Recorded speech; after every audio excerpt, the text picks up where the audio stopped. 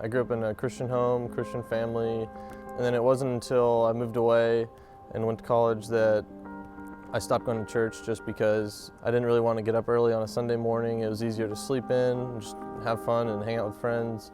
I stopped hanging around others who believed and who went to church, and eventually I considered myself more of an atheist or agnostic.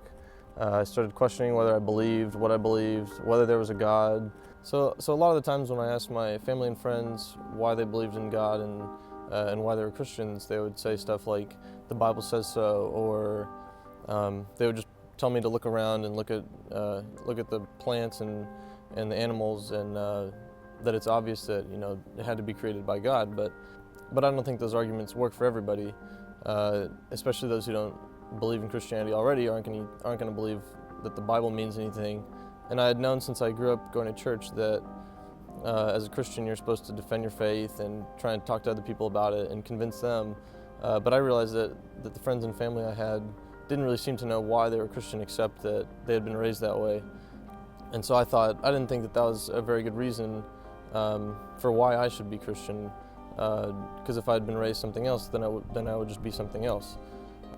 So when I was at school, I noticed that there were a lot of people who said they were Christian, but I would have never guessed it if they hadn't told me.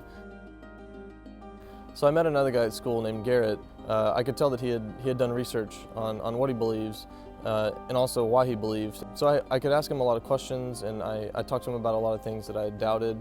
He had well thought out responses for why he believed, and he had heard a lot of the objections that I brought up before and wasn't caught off guard. He had good responses. He knew how to answer me.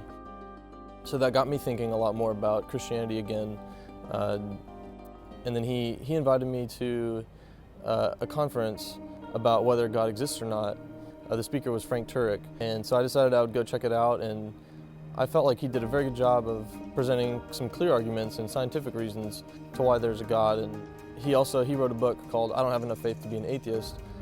It introduced me to some topics that I hadn't really looked at before. It made a lot of sense to me, and I didn't feel like, after reading it, I didn't feel like science and Christianity were enemies or opposites. One of the points that struck me as interesting was, how could something come from nothing if the universe hasn't been around forever? That got me thinking, why did it start at that point? What caused it to start? I kind of thought, what if there's a God that could have done that? To me, that seemed like an idea that made sense. I started talking to Garrett again and asking him about the questions that I'd had and the ideas that I had. He could tell that I was becoming closer to believing in God, and so he invited me to go to church with them. After looking into why I believed what I believe, church had a lot more meaning, and it was a lot more meaningful to go to church because it was something that I believed in, not just something that my family or my parents believed in and wanted me to do with them.